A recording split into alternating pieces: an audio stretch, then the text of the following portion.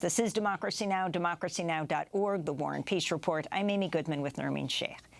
As we turn now to a stunning new film just nominated for an Oscar called All That Breathes.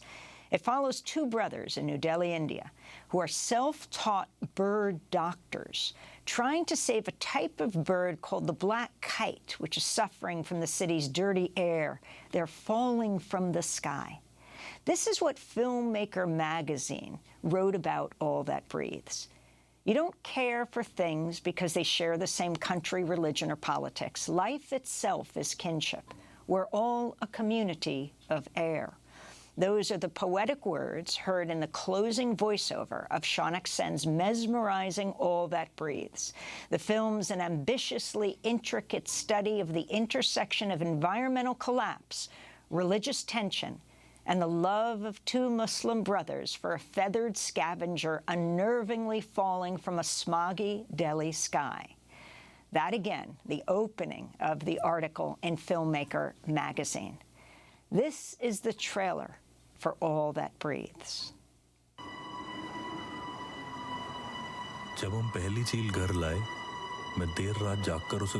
When we got our first kite, I'd stay up at night staring at it.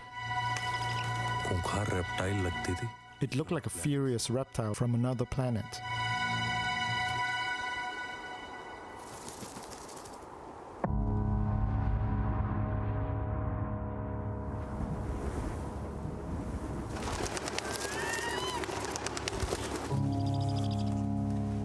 I've devoted my entire life to this.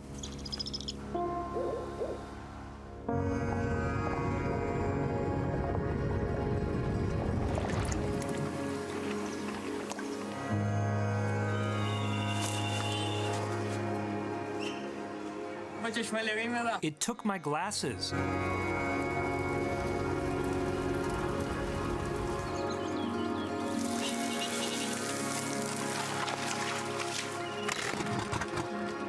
What on earth is wrong with this? What are you pointing your finger for? You're not doing me any favors.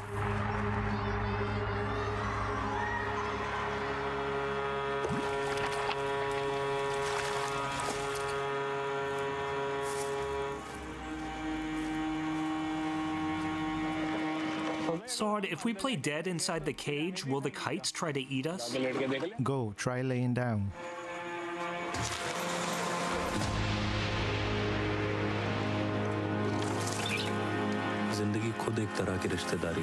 Life itself is kinship. We are all a community of air.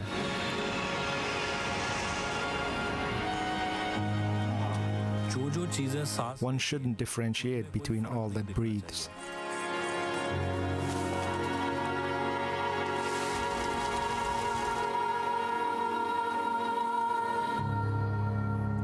The trailer for the Oscar-nominated documentary, All That Breathes. For our radio audience, we've added voiceovers where there are subtitles. The film premieres Tuesday, February 7th on HBO.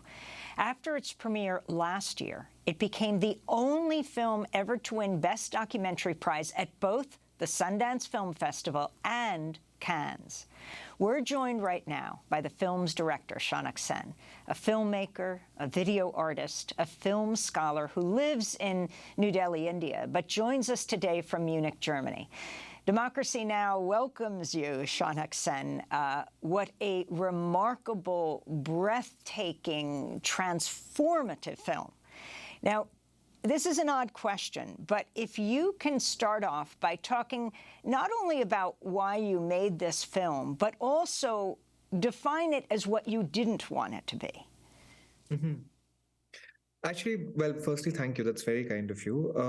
The film actually started more than anything else with a clearer sense of what we did not want to make.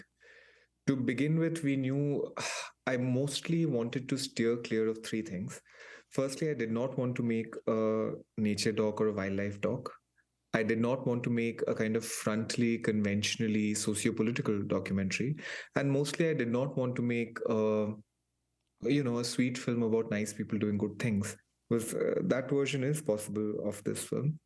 And instead, we wanted to make something which was cinematic about the air of Delhi, about birds, about this one remarkable and singular family in Delhi that takes care of these black kites, and put together a poetic, lyrical, cinematic piece. In terms of how the film started, uh, the thing is, when you live in the city of Delhi, you're almost always preoccupied with the air, because the air has taken on a kind of almost creepy sentience in the recent years. It's this gray, opaque, heavy, palpable, tactile expanse, and you're always sort of preoccupied with it. And alongside that was also a kind of philosophical interest in thinking about the entanglement of human and non-human life. So essentially, I wanted to do something which was a kind of abstract triangulation of air, birds, and humans.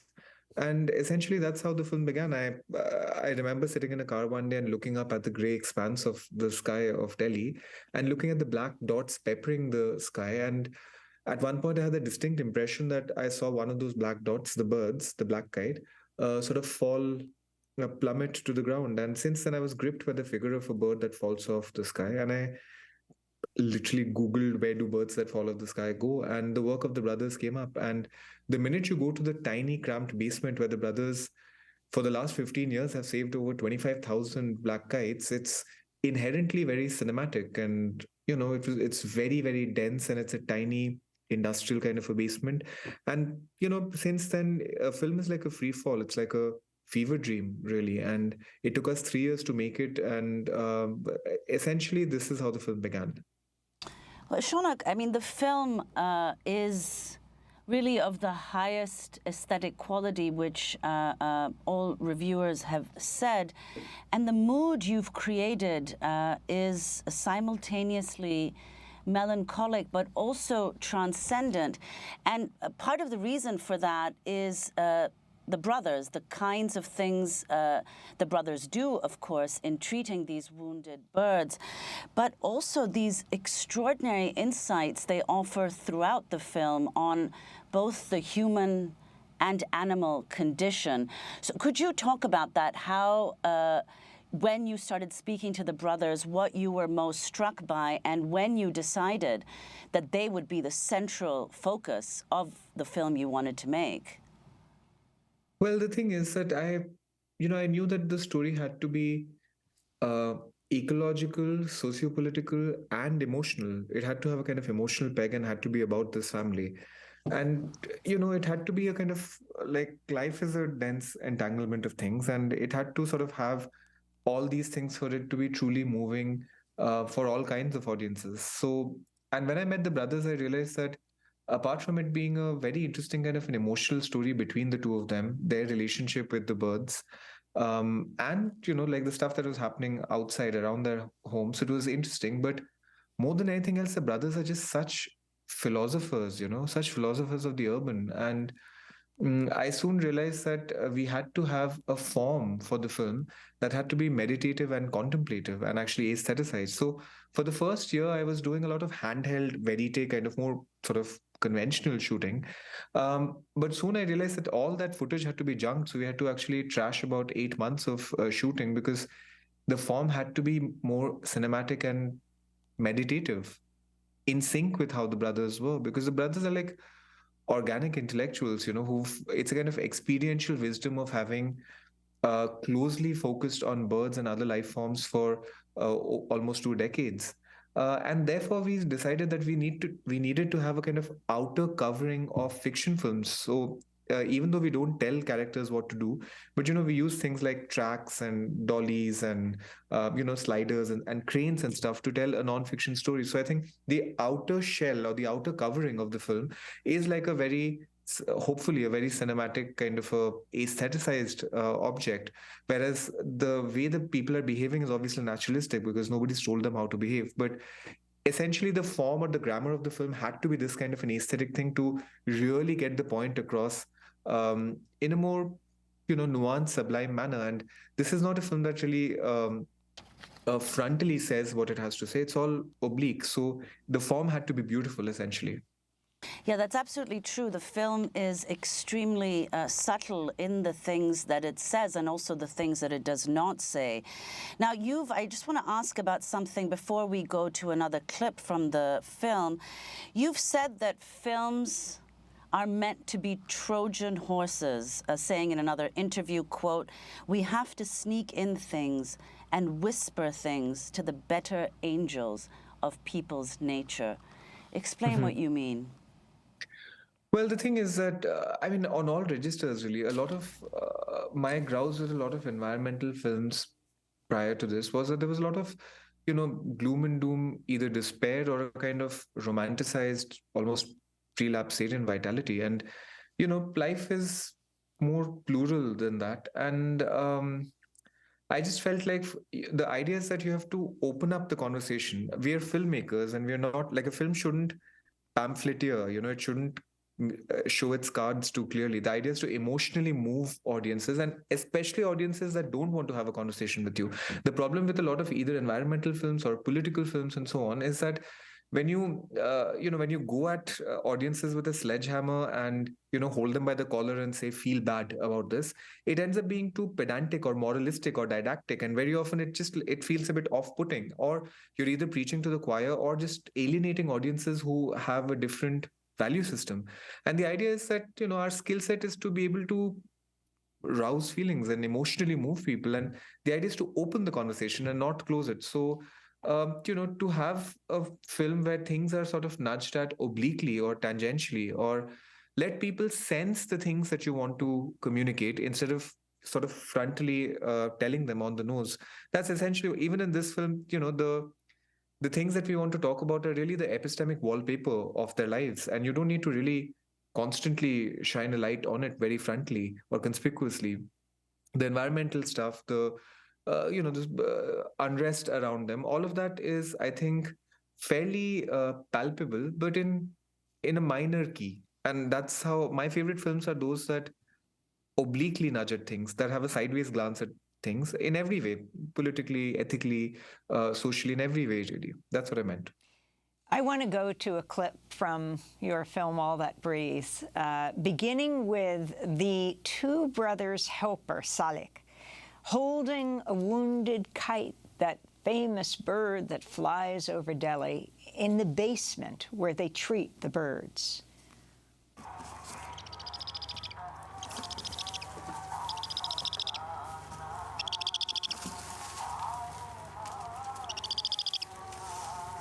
A nestling.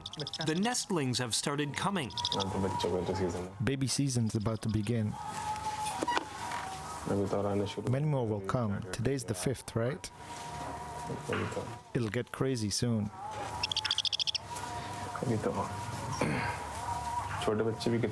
How many infants so far? 5 to 6 last week, right? Nestlings? Turn it.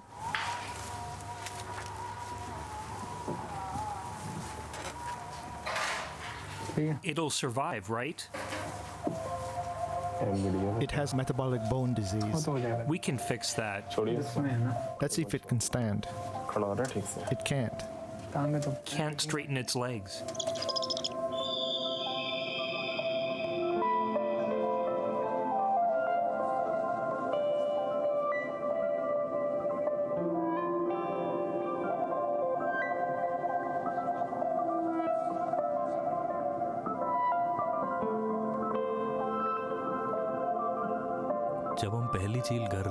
When we got our first kite, I'd stay up at night staring at it. It looked like a furious reptile from another planet.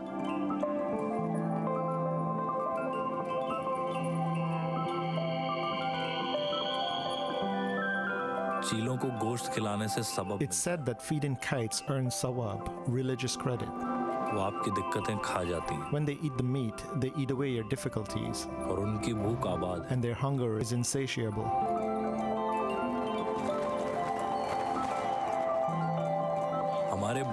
Our elders used to take us for meat tossing.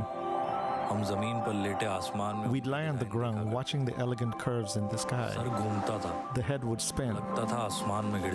Have you ever felt vertigo looking into the sky? Have you ever felt vertigo looking into the sky?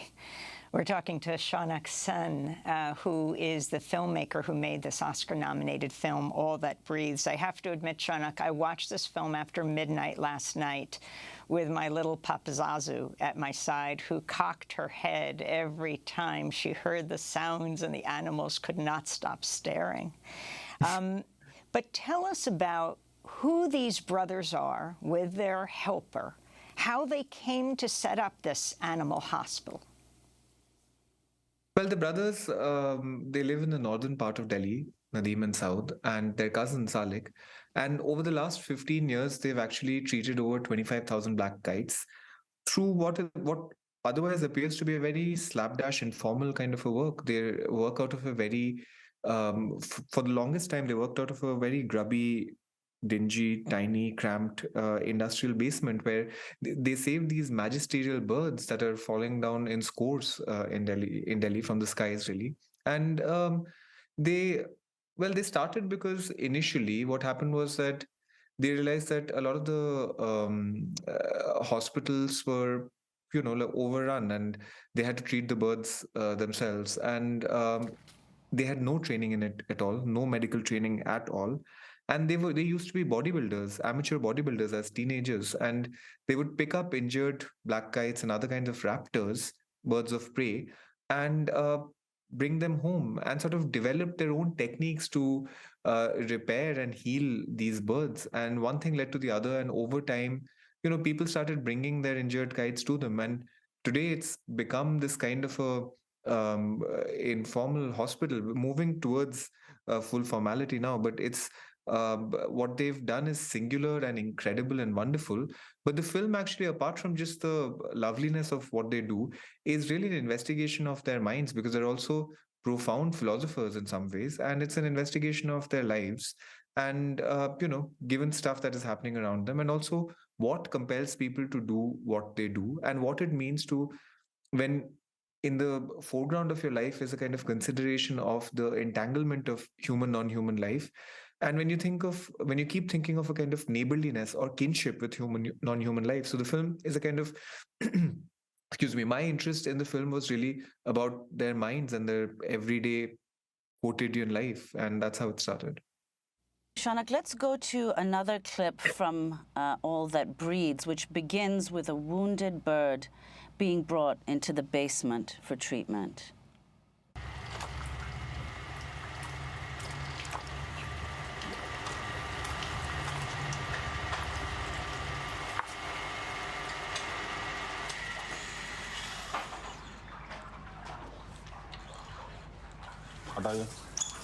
Move aside. Check the water temperature. I don't get it. It says 1, 2, 3, 4. Salik belongs to the digital age. He doesn't understand the mercury thermometer.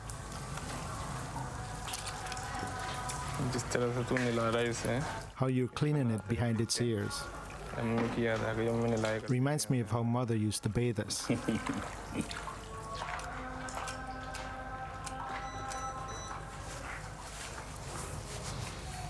Our foreign funding application has been rejected. What? Our foreign funding application? Yes, the FCRA application. But why? They haven't given any reason.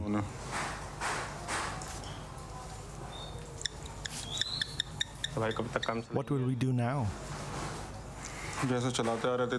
What we've always done, get by somehow.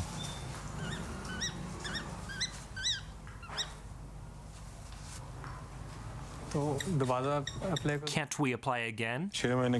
Not for 6 months. Then it'll take another 6 months to process it. So a full year is gone? Yes, a year's a wait.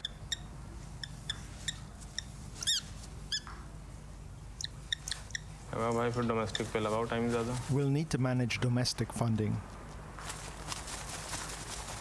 So that's another clip from All That Breathes. Shaunak, can you talk about that? And then we have a minute. Just finally, if you could mention the filmmakers who've inspired you and inspired this film.